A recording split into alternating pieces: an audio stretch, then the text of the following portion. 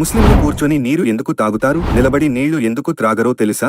నిలబడి నీరు త్రాగడం వల్ల కలిగే కొన్ని దుష్ప్రభావాలు: మీ ఊపిరితిత్తులకు ప్రమాదం, కిడ్నీ సమస్యలు, ట్రిగ్గర్, ఆర్థరైటిస్, అజీర్ణం. అదే విధముగా ఒకరు నిలబడి నీటిని వేగంగా తాగినప్పుడు నరాలు ఒత్తిడికి గురవుతాయి. ఇది ద్రవాల సమతుల్యతను దెబ్బతీస్తుంది. దీని వలన టాక్సిన్స్ మరియు అజీర్ణం పెరుగుతుంది. ఢిల్లీలోని Apollo Spectra general physician doctor Vipul Rustagi health షాట్లతో మాట్లాడుతూ ఈ విషయాలు తెలియచేశారు. అదే విధంగా ఎంతో మంది శాస్త్రవేత్తలు కూడా ఇదే విషయాన్ని తెలియజేశారు. కానీ 1400 సంవత్సరాల క్రితమే దైవ ప్రవక్త సల్లల్లాహు అలైహి వసల్లం నిలబడి నీరు తాగడాన్ని నివారించారు. సహీ ముస్లిం హదీస్ 2024. ప్రవక్త ముహమ్మద్ సల్లల్లాహు అలైహి వసల్లం నేర్పిన శ్రేష్టమైన నీరు తాగే విధానం: కూర్చొని తాగాలి. త్రాగే ముందు బిస్మిల్లాహ్ చెప్పాలి. నీటిని 3 సిప్స్ లో త్రాగాలి, ఒక్కసారిగా త్రాగకూడదు.